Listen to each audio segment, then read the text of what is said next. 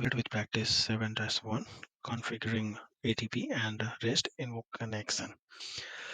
Take a look at the prerequisites, pretty straightforward as before. There are some connections that we'll be using in this new integration that must have already been created. That was done back in practice 5-1.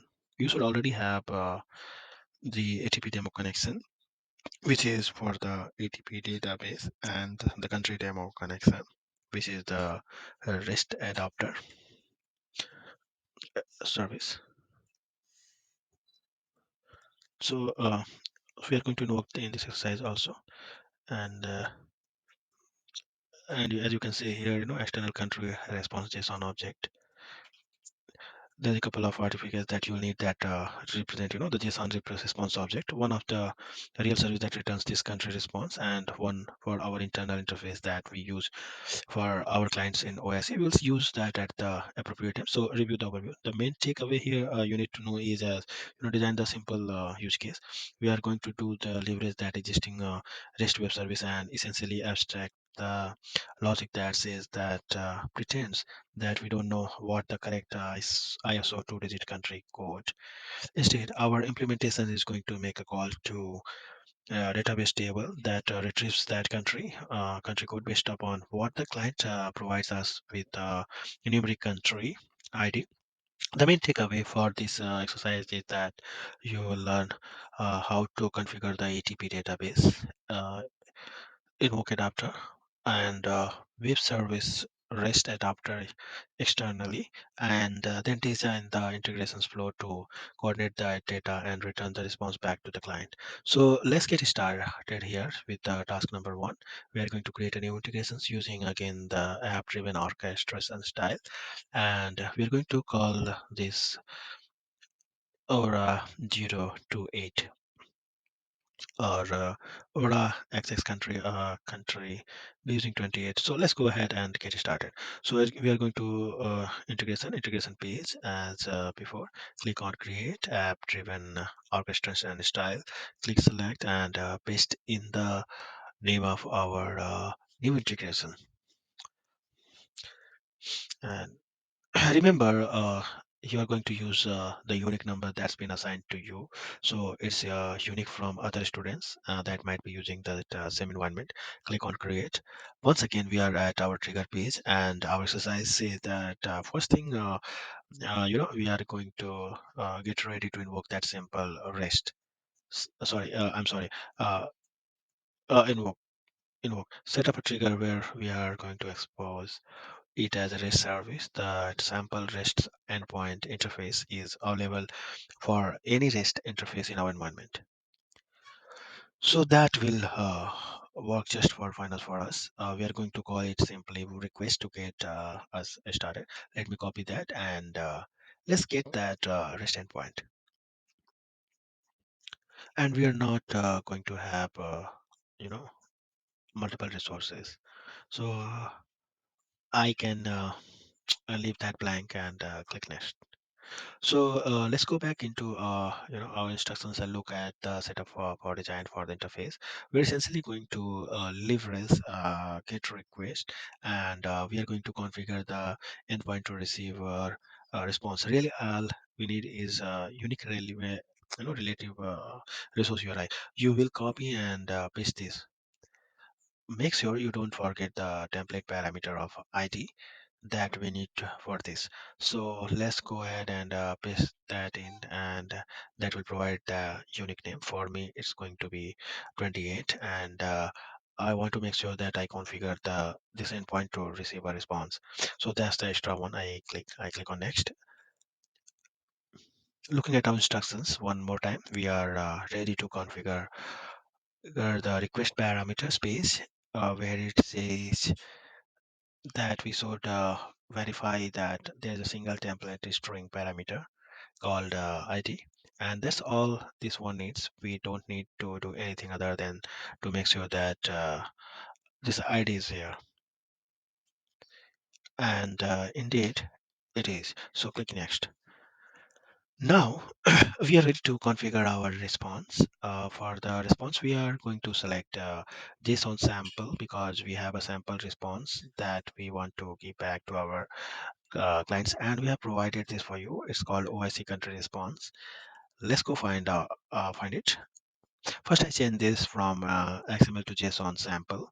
Then for the sample location, I will choose the file in our folder, and I'm looking for rate. There is my OIC country response JSON's object. Make sure you get the right one, and notice it automatically changes the media type or the endpoint to be JSON. Now we click on next, and if you expand the endpoint summary, it is pretty straightforward here. The URI that's we are using the template parameter or ID of ID. It's get a method or returning of the JSON response, and for this point, the instruction just simply remind to reset our layout for integration flow. So I'll click on done. Switch over to horizontal flow as it is in vertical for now, and reset to put it up in the corner, and I like to save it before I move forward any further. Our next step is going to setting up our tracking field. Remember, we have set up a business identifier tracking field from our action menu. In this case, the only thing coming in is the template parameter within the ID. So we will use that for this use case. So click on the actions tracking, select the ID and select it over, and there's our tracking pane.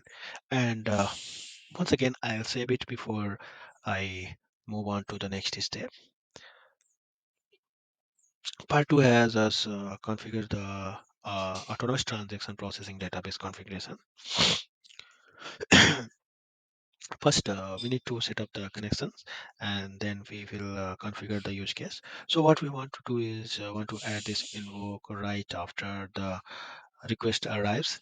So simply choose the ATP demo, and then on the basic page we are going what call that endpoint get code, because essentially that's to call the endpoint get code because it's however right over here after the initial request, look at the ATP demo connections, and now we have a name.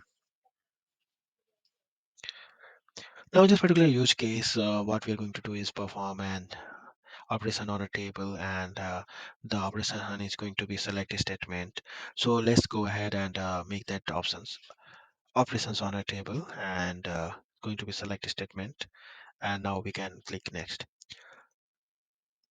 Now we get ready to walk through the tools needed to configure our statement. So we are going to locate the SS schema, then search for our country table, select it, and click on import the table. So here's a screenshot of what that should look like.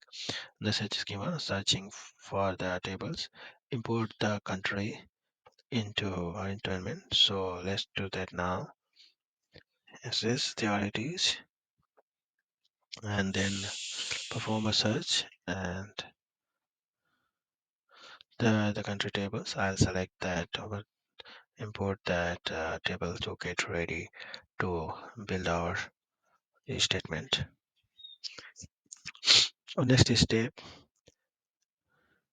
4 is we're going to edit and filter the columns from that selected table. So by clicking on edit, then I'm checking everything except for the primary key and the ISO code.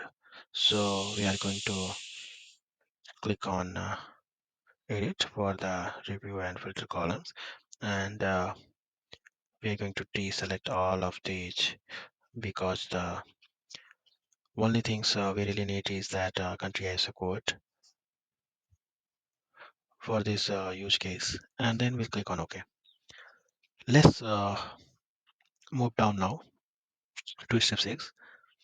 Under step 6, we want to click on the review and edit SQL query, and then click edit to using the expression builder. So let's do that now. So review and edit query, So let's do that now. And now the expression builder allows me to see the query information where if I want to add a new query argument, which we can do by clicking on add new. We are going to select the country ID equal to a parameter which we are going to call uppercase ID.